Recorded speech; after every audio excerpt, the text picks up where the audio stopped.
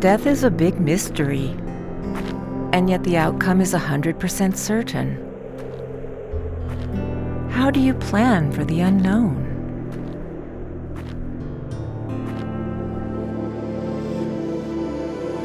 Denial works wonders for a while, but death always shows up.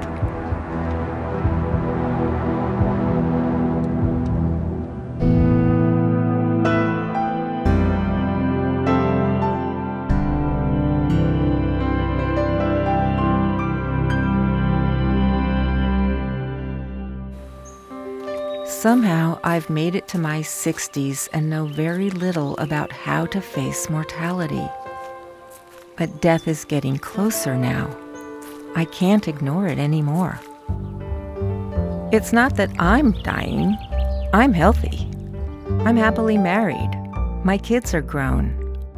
I fill my life with gardening, making films, doing massage, my Jewish community, and dancing tango. For me, death has been the stuff of movies and hospitals. It's really been a dark hole of grief and loss and suffering that I've avoided. But denial is not working anymore. Now I'm scared. I'm not prepared. It starts with Claire, my mom's 92-year-old lover, a man who won't go home until he's danced with everyone. Claire recently went to the doctor for pain and found out he has terminal prostate cancer. The x-ray led to a bone scan, which led to a CT scan, which led to, you got troubles, buddy, you got bone cancer, advanced. And so when I got that message in the office, the doctor's office, what happened to me was that all of a sudden I just I kind of panicked. I'm scared, and for the first time in my life that I ever said to anybody, please help me.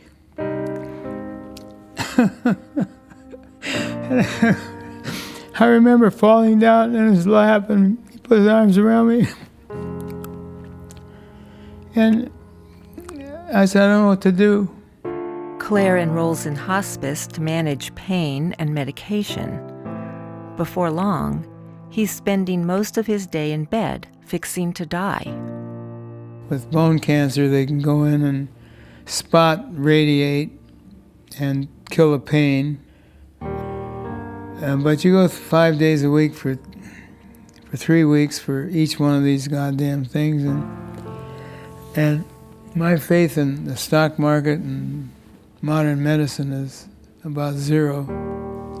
So, I choose hospice. It's really funny, that clock is going click, click, click, and my pulse is going click, click, click, in perfect time. Click, click, click, click. Claire is in a liminal space. He's in between. Time is endless, so short time, long time, medium time, who knows? Drip. So this is what dying looks like, for Claire at least. Time slipping away. My mom is his caretaker, but she might be next in line. After all, she is almost 90. I want you to move in. Because you were easy to be with and you just move in with him and all like that. I know that caregiving is wearing her down. Getting good attention. It's a 24/7 job. Yeah. It's so interesting to be alive and well in this body, and yet knowing that I'm deteriorating on a daily basis. Let's take a look at the list here, Claire. Okay. I had a concept of how an ideal person would be with somebody who's dying, and that is being loving, just so sweet and loving and caring and recognizing the special gift, the preciousness of this other person's humanity. Maybe it's underneath the... There's one in your hand. And of course, I wasn't any ideal. I was like, here, Claire. Is this what you want? You're so good to me. Yeah. And I'm so mean. And then one day, Claire tires of waiting around to die. There are things he still wants to do. Just take it all. Some clamps, more clamps. Tying up loose ends seems to make him happy. Some of you have said there's things you want.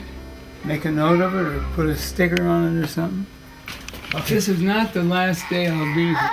Oh, okay. So you'll have to put up with some more bullshit. Oh no. This dying process brings on a clarity that's new. My heart's open. I felt like there's light streaming out of my eyes, and I just wanted to be loving, and like, you know, I'm crying my head off and just feeling absolutely fantastic. And then I realized that my cancer was a gift. It said, it took this 92-year-old body and it said, enough already. This thing isn't going to hold up any longer.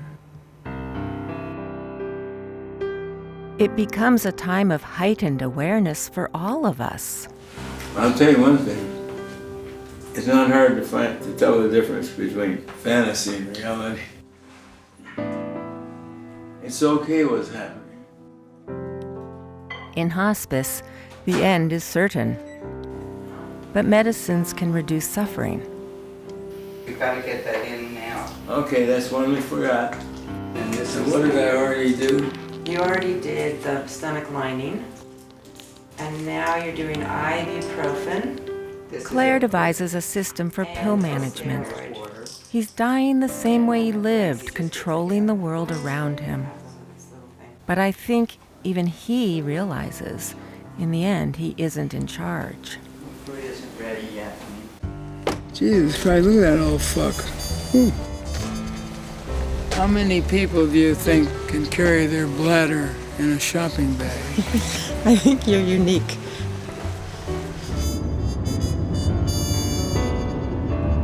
I want everything the same length. Everything the same way? Everything the same length. Hair, beard? Everything. You know, I think everybody wonders how they would react at that kind of bad news. You know, it scared the shit out of you, I'll tell you that. Yeah. But no, does anybody get off without having stuff to worry about?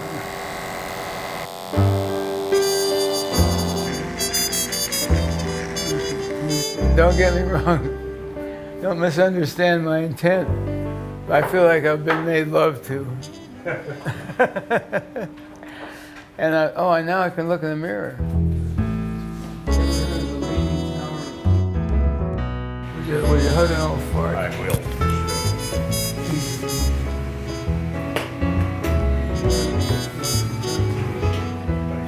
Actually, chili is nice.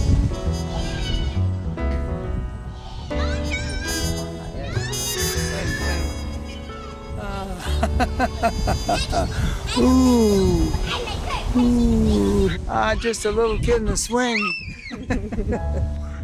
Okay, honey, I'm ready. Claire is close to the end, but he's still very much alive, living while dying. So listen. As I'm packing up to leave Mom's house, I don't know if I will see Claire again. Is it okay that I'm okay with that? Am I okay with that? I find myself weeping in the car, just like Claire. Ready or not, like it or not, death won't leave me alone. I need to get a new perspective. I feel like there's a mystery to unravel. It doesn't take long for that mystery to deepen. Now my friend Av Yitz is dying. It's come off the rail. This is different than Claire. Av Yitz is younger than me, and he only has a few months to live. Come on, break it up a little. I don't understand that word dying. I understand the diagnosis. I don't understand dying. I understand living, and I want to get damn good at it quickly. And that's how I feel about life right now. I'm not going to leave anything on the field. I'm going to give as much as I can, be present as much as I can, experience as much joy as I can every moment, and just do it. This is to die for. Just so gorgeous. But I don't have a lot of time. Could be a few months. I don't even know what it means to be afraid of dying at this point. I'm afraid of pain.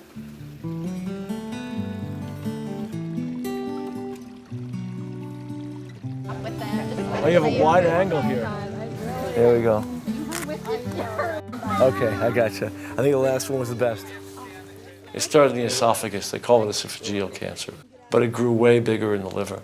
And that was the one that's going to kill me, I've been told. One morning, when I'm visiting Av Yitz, he tells me about his latest plan.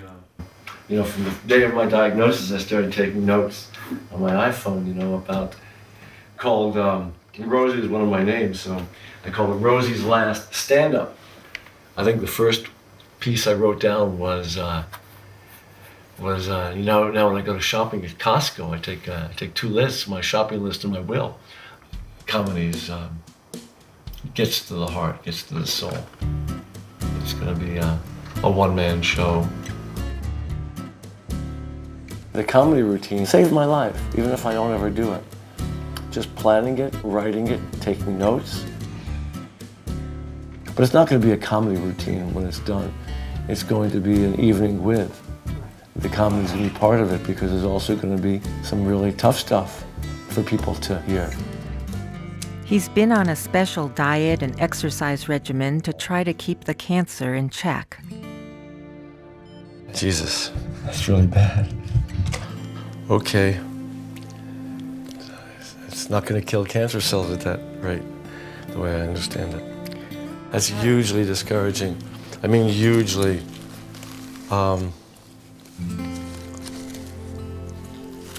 My blood sugar does not want to respond. Does not want to respond to this. I mean, I got it down for a few days, but I don't get why it's so high.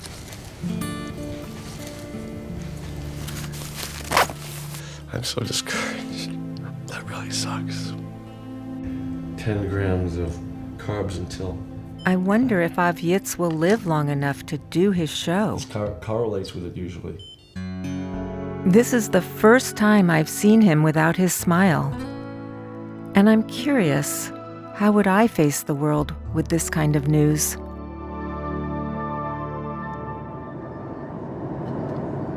My husband and I have a house exchange in Australia. It's not great timing, but we decide we have to go.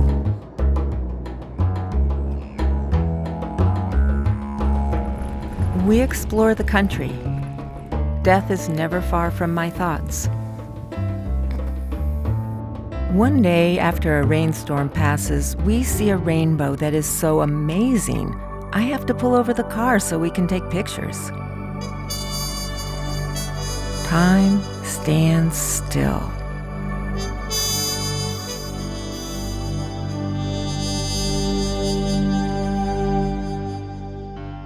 That night, I get the news that Claire has died. I'm left feeling sad and empty now that he's gone.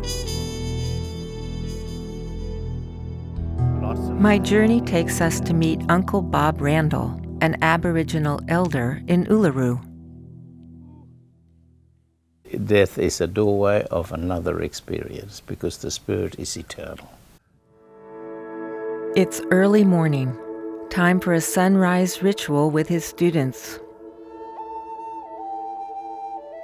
I had a famous nephew. He worked for the government. His name was Charlie. But he had problems with his kidneys, and he knew he was going to pass away in a few weeks' time. And he said, you know, Uncle, what is it like to die? I'm afraid, but not afraid too. I've got a kind of mixture. And I said, no worries, my nephew. Come on, let's go to the Commonwealth Bank. So we both walked across, and I said, OK, Charlie, this is Commonwealth Bank. Here's the swinging 2 doors. You stop here while I die. And he looked at me and said, what? I said, I'll show you what death is like, as I understand it. And so while he was there, I said, wait there, and I opened the door and I went through. And from the inside of the bank, I said, Charlie, can you hear me? And he said, yeah, Uncle. And I said, well, I've just died. I'm dead. And that's all it is. I just moved into another space. But I'm different. I've left my physical out there because I don't need it here. It's the spirit that is eternal. And that's one part of you that'll never die.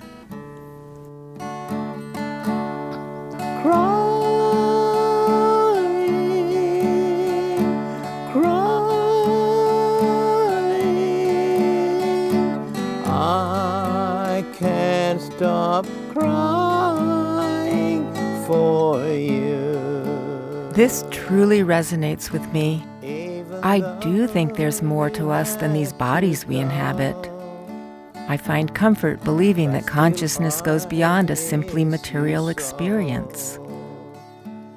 Sometimes I talk to people after they've died. I might be making it up, but I think we communicate. I know in heaven you will find peace. Everybody knows it's the tree for the dead. We do lots of funerals here for people because it means when they come back, there's somewhere they can touch base. Zenith calls herself a death walker, which is sort of like a midwife for people who are dying. I love the normality of it because it's part of, you know, where they play, where they walk their dogs. Her ease with death is at odds with my fear. The randomness of death and the accidentalness of it, it's coming for you. And it doesn't matter whether you're old or young. You know, I really have to live fully because I don't know when my death will come. It's certain, but the time is uncertain. Some people will die in fear. Some people will die without fear. But the next step on that progression is to die with grace. And when you share the journey of someone dying with grace, it gives you the realization that that's the only way to go. When someone sets you that example. So of course, if I were given the choice, I want to die with grace, to honor vulnerability and fill everyone up with love as I go. But for now, I'm more focused on how to live with grace. And so if you're the person sitting with someone who's dying, you're the best person to be there. It's no good looking, thinking someone else should be there. You're there. Show up. And don't doubt that you are the best person to be there. And just be present. But don't be in your mind, be in your heart. And if you're in any doubt of what to do, just think, what would the kind thing to do be? And do it.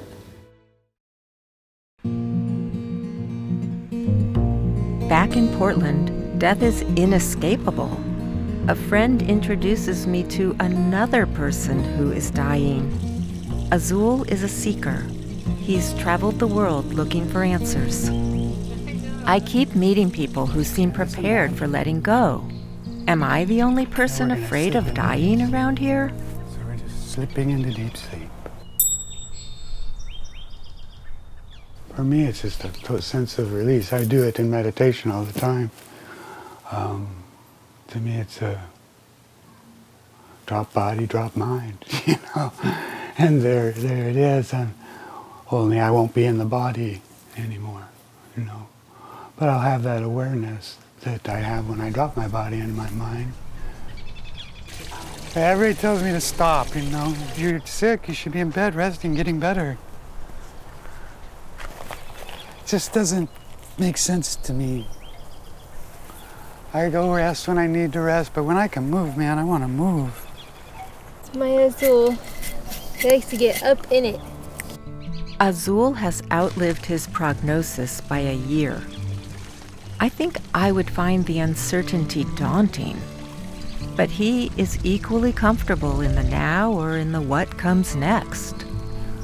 It's interesting to me because everybody's tradition professes this beautiful nirvana, this heaven, this So why all the fear? I don't know. Oh, I do need some oxygen. I mean, my diagnosis was 2 years ago, and we've seen it in movies, but maybe we've had relatives and even been there, but it's a bombshell, you know? Wham! And all of a sudden, life. You just got delivered a blessing. Life just became so much more precious. I have not been as alive as when I got hit with this. I know this stuff. Life is precious. Be present and be grateful. Do I have to be staring death in the face to remember that every breath matters? Every day counts?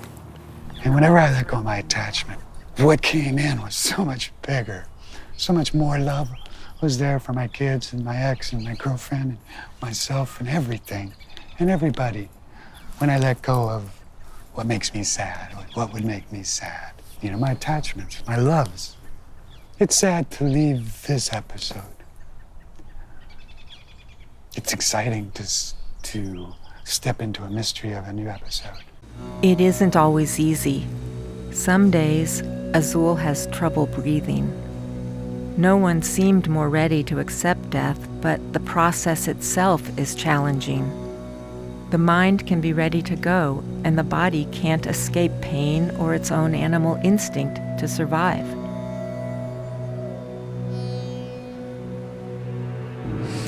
Mostly it's been dealing with the lack of oxygen.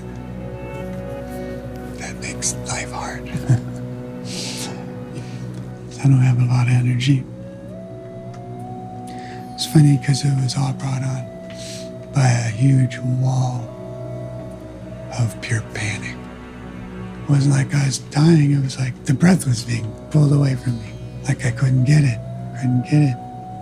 Reality in general has been changing. It's just crazy. It's difficult for me to watch. I feel helpless.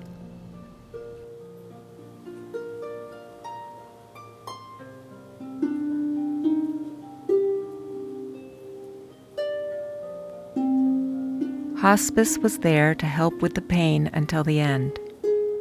On a cold November morning, Azul doesn't wake up.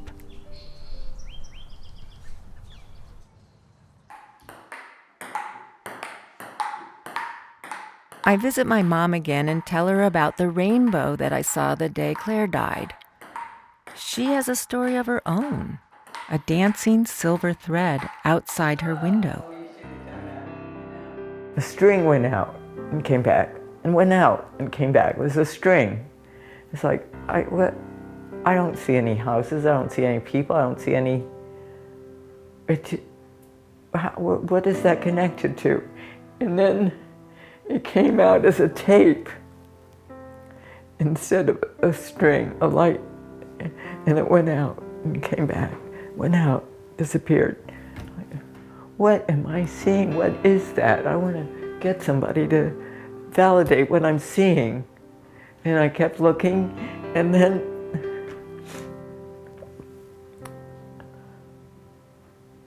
it came out kind of like an airstream. It was very thin. It was white on the blue background, and it made a loop-to-loop. At the end, it did whatever it did for a while, and then a loop-to-loop. And I was like, it's Claire. doing a little, Claire doing a dance, and I just still feel so grateful for that he did that as a newbie in his land of immortality. It just was such a gift. It still is a gift. Mom's story makes me believe that I really did see Claire in that rainbow in Australia, that he reached me in some magical way. Science suggests otherwise, but I'm listening to my heart on this one. There's supposedly only two things certain in life, which are death and taxes. And the good news is I only have one to worry about this year. Because I've had my accountant file for an extension. This is what you'll only see on Newswatch 12. Alan, Rosie. Avietz's comedy show is a success, and making the news has him in good spirits. Is taking a unique I'm dying. approach to living out his final days. It's nice to see it on TV and have it confirmed, you know? It must be true. Alan, Rosie. What I pray and with the blessings I've been given are that I have an aware death, that I'm still embodied and in mind enough to be able to perceive that instant when the last breath is taken. My story gets, in a sense, smaller. It was fairly small before, but now it gets even smaller. And it comes to that sharper point, the point of the present, the wow in the now, which aren't words anymore, aren't expressions, they're part of me. The pool shots I hit in now are so much more satisfying than the pool shots I hit in yesterday. In spite of his failing liver, Avietz wants to pull off one final show. But he's in a lot of pain and using strong medication. How are you feeling? Like pain. I'm gonna do it. Mainly pain. I've been Pills. taking two. Can I take water? You're on in an hour. I know. The one theater person. Oh no. Oh no. No. Oh. Oh. Oh. Oh.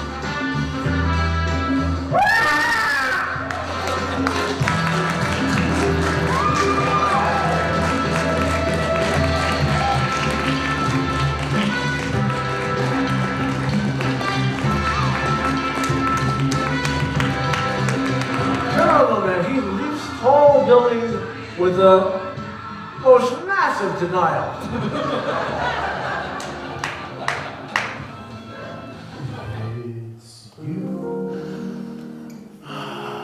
I've been waiting for this for 5 weeks. That is you, I like the real you. Avietz said all along he didn't put on the show just for himself. It's for all of us who love him. We live on in those who love us. Note to self, love more and be loved.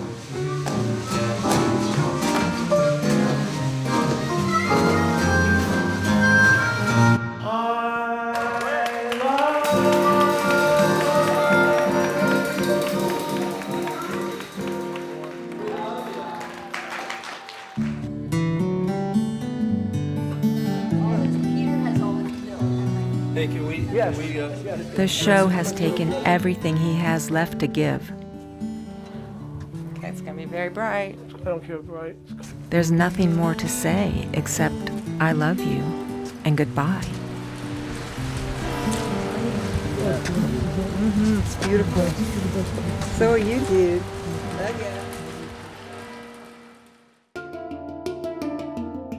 That winter, my mom decides to check Bali off her bucket list, and she's willing to take us kids and grandkids. I don't want to miss any more opportunities to spend time with her. And my gosh, Bali. I've recently changed from saying I'm getting old, like I've achieved it. I'm old. And I feel it. I've got all kinds of aids. Do I have my glasses on now? No. But I've got hearing aids, I've got glasses, I've got hip replacements. I have a dog at home. She touches me, and I've got a tear in my skin. The fragileness of my body and the deterioration. It's interesting to be inhabiting this body and feel the deterioration. And it's very clear to me that, you know, I'm in this life cycle and I'm at the end of it.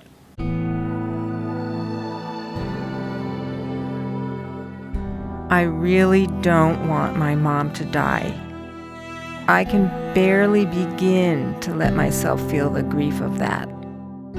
I'm glad we're starting to talk more about it.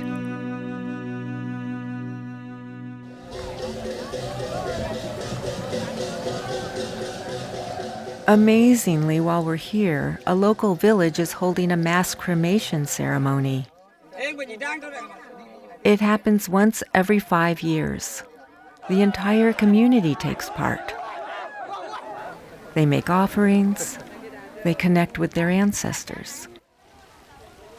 The ceremony moves me. This ritual connects the living to the dead in a way that's new to me. It gets me thinking that life isn't a single thread with a beginning and end. It's a continuum.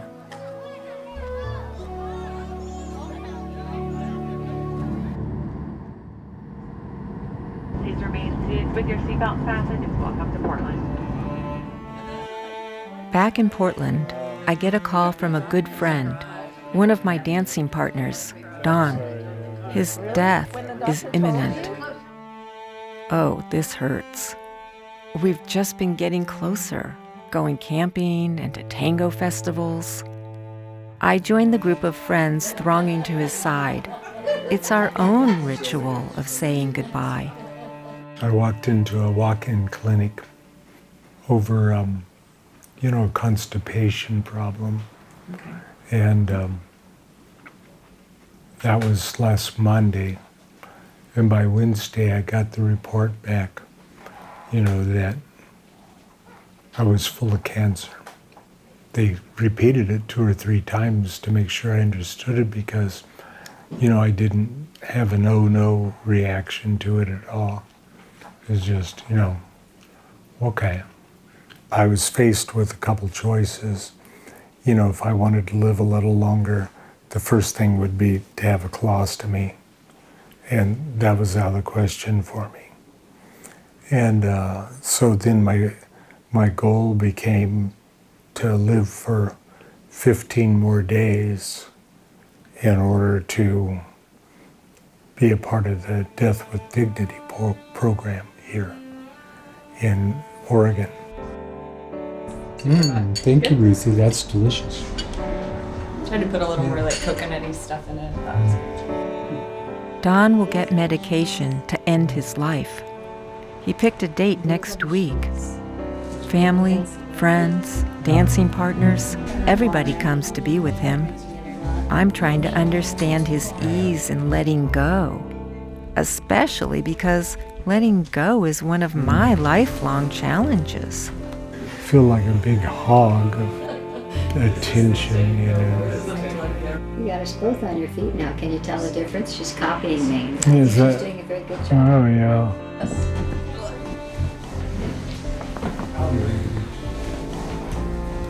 Thank you, darling. Appreciate the food. I got a call from him. So the next day I came down to see him at the hospital, and that's when he told me that, he was gonna do the hospice thing, that it wasn't something he wanted to fight.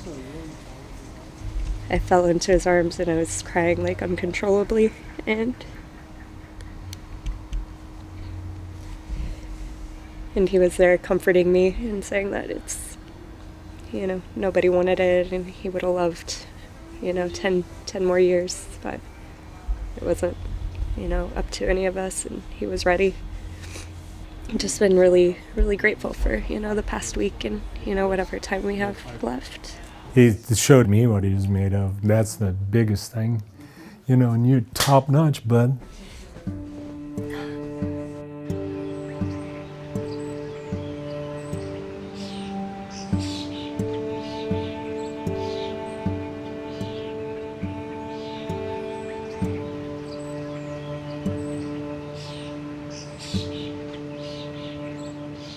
All his worries just started going away.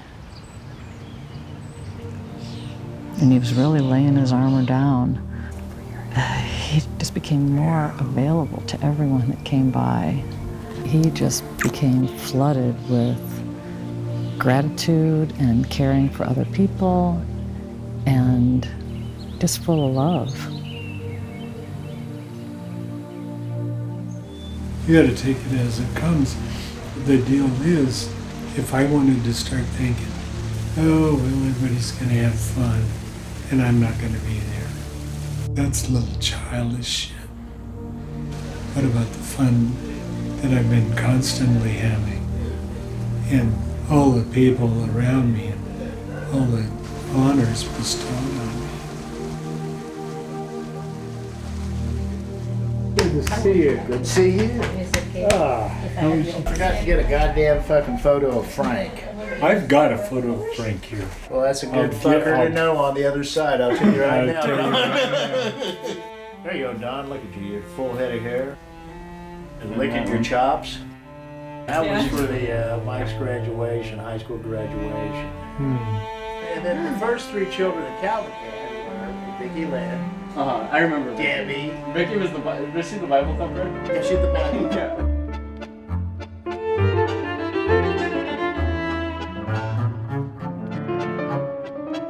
The date approaches. Don is the only one who seems ready.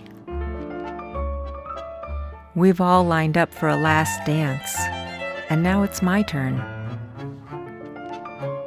Dancing with Death.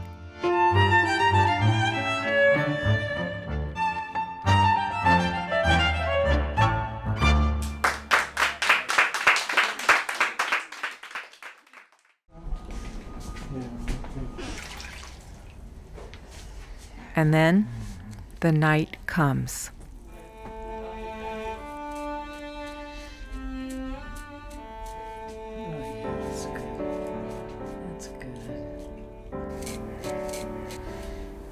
Death doesn't have to be sad at all. I haven't felt sad.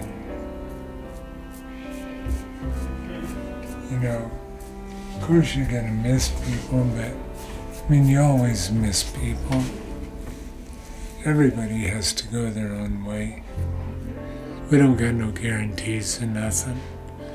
We didn't have any when we arrived here. We didn't have any when we left. But, the days and the moments left, we got that. That's for us. And if we got more than that, what a bonus it is. We got a lot.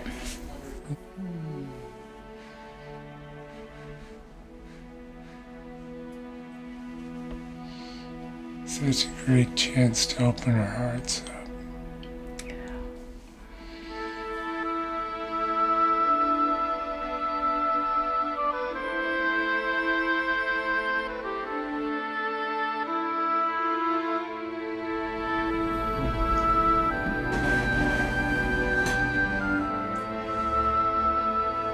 You guys take good care of yourself.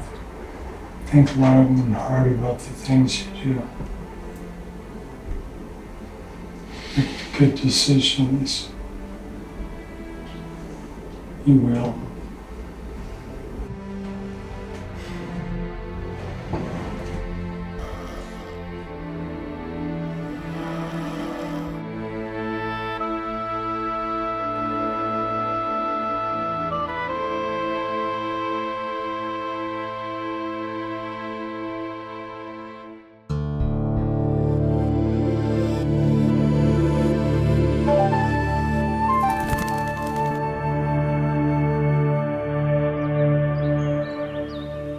After dawn, Death finally takes a holiday.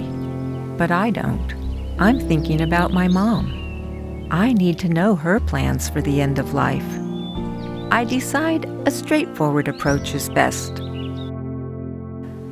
Although I may have taken straightforwardness to a new extreme. Okay, Mama. Do you need a new pillow or anything to make you more comfortable?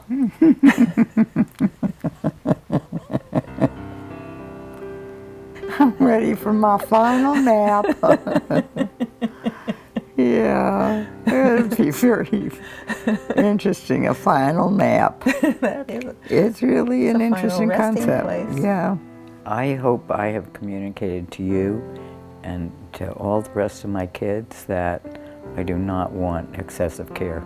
And I've communicated to my physician and lawyer and rabbi. Wow. What would you like done with your body after you die? I waver on that. I think I'd like a box like this, actually. And there are still some things that need to be said, even though Mom and I never tire of saying them. I feel so grateful, deeply, profoundly grateful, that I actually can say how much I love you. And to hear you say that back to me. And what I would love is to be able to do this with each one of my kids, my other 4 kids. I just know I've wounded them, you too, in ways that I don't fully know, and I feel so badly about that happened. And I do think the love is part of the healing anyway. It's the balm.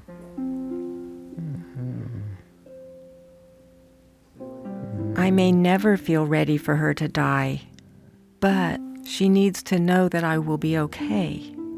She is imprinted in my heart. I'll grieve. It will tear at the fabric of my life. But it's a dark hole that I can face. Life goes on, but not without its shadow, death. It's a package deal. Talking about death doesn't make us more likely to die. It just helps our families and friends know what we want. So, do I worry about being a burden to my loved ones? You know, that's actually something I never thought about. I don't know if I would want to burden you with that. If you were going to be a vegetable your whole life, Let me go. I would want you to let me If you were go. going to recover, I'd say, fine, I'll hang out till you do. Okay. I'm happy just to dance. All this death talk has me thinking. Perhaps at my funeral they'll be saying, "Cause of death. She talked about it too much." I'm not ready to die, but I am finally doing something I've postponed ever since I learned of it. Filling out my advance directive. It's an act of love. My family needs to know what I want. I know there's no right way to die. It just happens. But since it's unpredictable, I pray to be aware of the fleeting perfection of this very moment.